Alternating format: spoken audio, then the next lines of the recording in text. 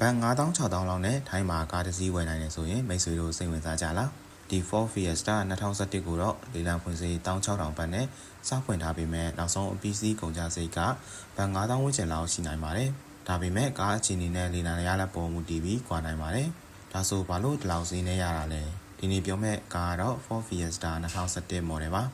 ထိုင်း use ကားဈေးကွက်မှာကားအခြေအနေပေါ်မူတည်ပြီးဘန်9000ကနေ9000ဝန်းကျင်အထိတွေ့ရတတ်ပါတယ်အဓိကအကြောင်းရင်းကတော့ automatic model တွေမှာအသုံးပြုထားတဲ့ power shift dual clutch gear ပေါက်ကြောင့်ပါ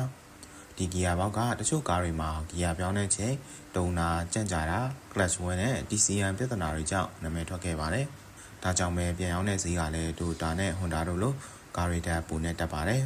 ဒါဆို Ford Fiesta ကမဝယ်သင့်ဘူးလားအဲ့လိုတော့မဟုတ်ပါဘူးကားချင်နေကောင်းပြီး service history နဲ့ gear ပေါက်ကိုတေချာစစ်ဆေးထားရဆိုရင်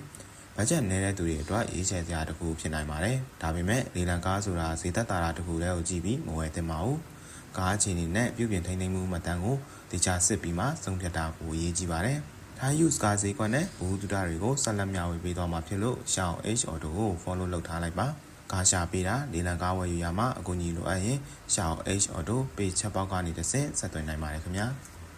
။